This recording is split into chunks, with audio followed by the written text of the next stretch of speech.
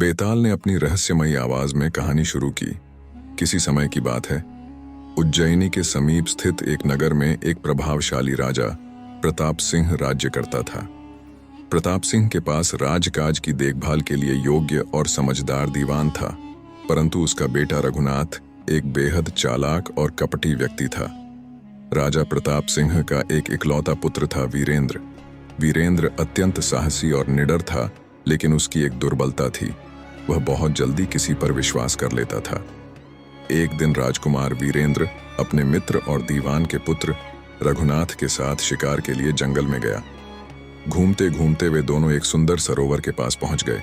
चारों ओर हरियाली, तालाब में कमल के फूल खिले थे और तालाब के किनारे एक महादेव का मंदिर था। दोनों ने वहां पूजा की और सरोवर के किनारे विश्राम करने लगे। तभी उन्होंने देखा कि पास के राजघराने की राजकुमारी रूपलता अपनी सखियों के साथ स्नान करने आई है।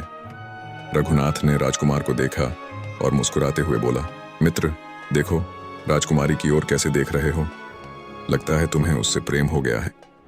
राजकुमार ने सिर झुकाकर हंसते हुए कहा, सच में उसकी सुंदरता मनमोहक है, मैं उसके बिना नहीं रह सकता, लेकिन न तो मैं उसका नाम जानता हूं, न ही उसके राज्य का पता।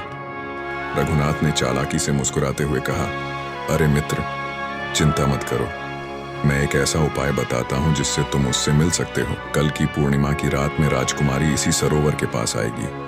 अगर तुम अपनी पहचान छुपाकर उससे मिलोगे तो वह जरूर तुम्हें पसंद करेगी। राजकुमार ने रघुनाथ की बात मान ली।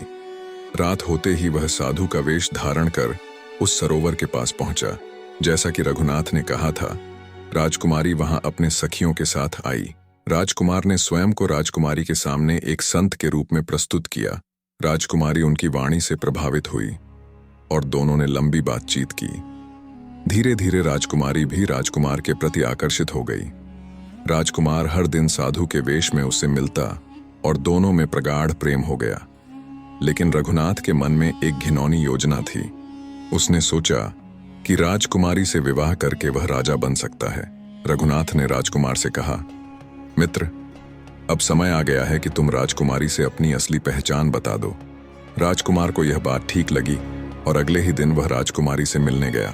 उसने अपनी असली पहचान बताई, जिससे राजकुमारी को बेहद प्रसन्नता हुई। लेकिन उसी रात रघुनाथ ने राजमहल के सभी लोगों में यह अफवाह फैला दी कि एक अज्ञात व्यक्ति राजकुमारी से छुपकर मिलने आता है और यह उसकी इज्जत के लिए खतरा है। राजा को इस बात की खबर लगी तो उसने उस व्यक्ति को तुरंत पकड़ ढुआने का आदेश दिया। अगली रात जब राजकुमार साधु का वेश धारण कर राजकुमारी से मिलने पहुंचा तो रघुनाथ ने राजा के सैनिकों को उस स्थान की सूचना दी। राजकुमार को रंगे हाथों पकड़ लिया गया और उसे महल लाया गया।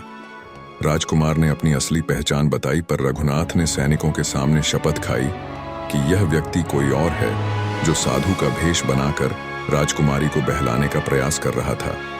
राजा ने क्रोधित होकर उसे कठोर दंड देने का आदेश दिया, लेकिन राजकुमारी ने इस अन्याय का विरोध किया और राजा से निवेदन किया कि उसे एक मौका दिया जाए। राजा ने यह सुनकर राजकुमारी को कुछ समय दिया।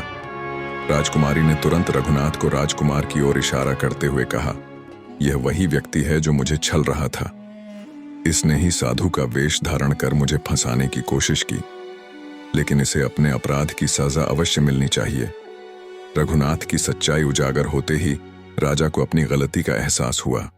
उसने रघुनाथ को आजीवन कारावास की सजा दी और राजकुमार से क्षमा मांगी।